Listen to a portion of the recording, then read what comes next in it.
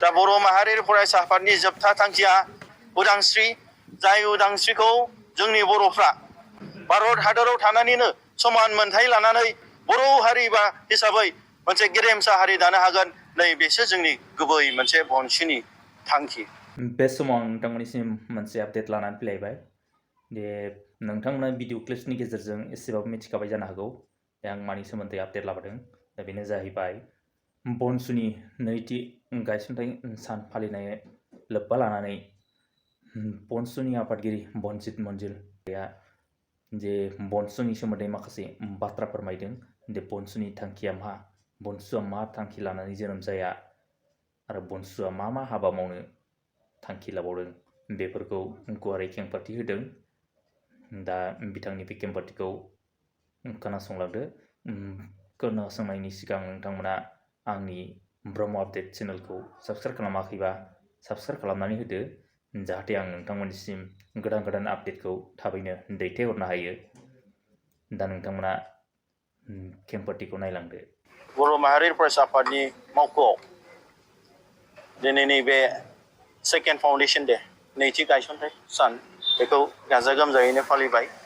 दा गिबि खेबै जोंनि सेन्ट्रेल बनसुआव जोङो नैबे हाबाफारिखौ लानाय जादों आरो बेनि गेजेरजों जोंनि गोथार फिरफिलाखौ उदां अख्राङाव बिरहोनानै जोङो जोंनि मुंख्लंफोरखौ मान बावनानै, जोंनि बड'फा उपेन्द्रनाथ ब्रह्मखौ मान बावनानै जोंनि नैबे हाबाफारिखौ आवगायजेनबाय।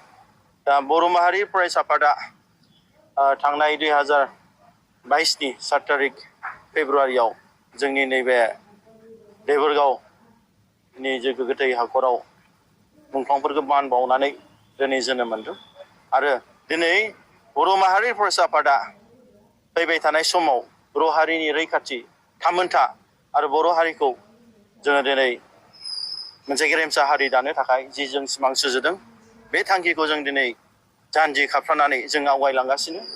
जोंनि बर' माहारि फरायसा आफादा जोनोम मोननायनिफ्रायनो जोङो मोसा फिसा बादि जों नेरनानै जोनोम जादों। बेवहाय खुनु रावखौबो जों गिनाय गैया, रावखौबो जों लाजिनाय गैया।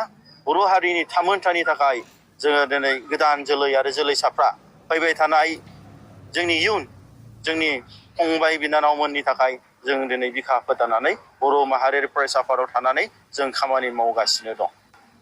जे बर' माहारियारि फरायसा आफादनि जे सोमावसारनाय, बे सोमावसारनायाव जे जों आगान होबाय, जों आगान होनायाव जों नुनो मोनदों जे थासारिया जोंनि थाखाय एथ' गोरलै नङा। जे बर' हारिनि उदांस्रि मोननो थाखाय जाय बर' हारिया गाबखांदों, जे बर' माहारिनि देरसिन सिमां आलादा रायजो सोरजिनायखौ बे जोंनि थाफानाय खाथियाव रायजो जाफानाय उसुं गोदानि बामोन असमियाफ्रा जेब्लायबो जोंनि मोनफ्रोमबो आगानाव बिथांमोना हेंथा होदों, बेखौ जों नुनो मोनदों। दा बिथांमोना दिनै जिखि सेन्ट्रेल गभर्नमेन्टनि जिखि पलिटिकेल पार्टिया फैया मानो, कंग्रेस हक बिजेपि हक, बिथांमोनानो सासन खालामो, बिथांमोनानो आसामखौ सामलायो।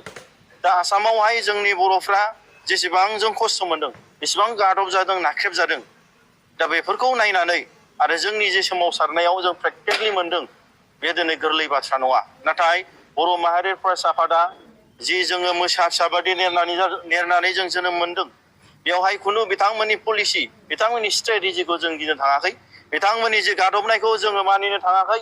बेनि थाखायनो जोङो दिनै बिथांमोना डेम'क्रेटिक भाबै बर' माहारियारि फरायसा आफादा दिनै आन्दलन एबा खुद्रि सारनो सोमावसारनायाव बिथांमोना पारमिसन होआखैब्लाबो जोङो दिनै आनडेम'क्रेटिक भाबै, भायलेन्स भाबै जोङो दिनै बन्द' खालामदों। दा गतिके बर' माहारियारि फरायसा आफादनि एबा बर' माहारियारि फरायसा आफादनि सोमावसारनाय मानि बर' हारिनि सोमावसारनाय, बेवहाय बिथांमोना निस्सय जोंखौ होबथादों। बिथांमोना पारमिसन होआखै। नट अनलि जोंनि आसामाव, इभेन दिल्लीयाव बिथांमोना माखासे टप अफिसार्सफोरखौ बुंनानै जोंनि पारमिसनखौ गोबांबार केन्सेल खालामदों। नाथाय जों जेननानै थायाखै, जों फासयनानै थायाखै। आरो बिथांमोननि जि पलिसि स्ट्रेटेजिस बिथांमोना बे थांनाय समफोरनिफ्राय बाहायदों, बे बाहायनाया जोंनि थाखाय खुनु जोंनि माने आखाइ मुथिसेबो मोनसे प्रब्लेम नङा। बेखौ जों नेवसिनानै जों बिथांमोननि प्रब्लेम समयसाखौ जों बारनानै जों बिसोरनि जेंसि आरो जेंनाखौ जेंसि सानाब्लानो जों बनसुआ जोंनि थांखि होसोनायाव जों जेब्लायबो साखाफारा आरो जों गोख्रों भाबै जों थिरांथा लाबाय। निश्चय बर' माहारि फरायसा आफादा जि जों मोनसे थांखिजों जोनोम मोनबाय, बर' हारिनि रैखाथि थामोन्थानि, बर' हारिनि राव, बर' हारिनि आसार खान्थिखौ जों फोथांनो थाखाय निश्चय जोंनि खुद्रि सारनायखौ जों मोगथां महर होनो थाखाय जों डेम'क्रेटिक भाबैबाबो जों गोबां भारतनि जि मोनसे आयेननि जि मोनसे मोन्थाय दं बेखौ सोमावसारनायाव जों मोजां हाबाफारि लालांगोन। जिहेतु बर' माहारियारि फरायसा आफादनि दैदेनगिरिफ्रा गोबाङानो बिथांमोना खुनु पलिटिकेल पार्टि, खुनु फरायसा आफाद, खुनु संगठनजों सोमोन्दो गैयै दङ। बिथांमोना खुनु एक्सपिरियेन्स गैया, नाथाय बिथांमोना दिनै सानफा एफा बिथांमोना मजबुत जाबोगासिनो, बिथांमोना एक्सपिरियेन्स मोनगासिनो।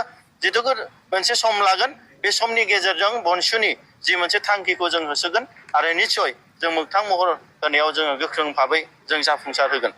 दा खेंफोरथिखौ खोनानो मोनबाय। नोंथांमोना भिडिअखौ मोजां मोनदोंबा लाइक, कमेन्ट, शेयार खालामनानै होबानो जाबाय। गोजोन्थों।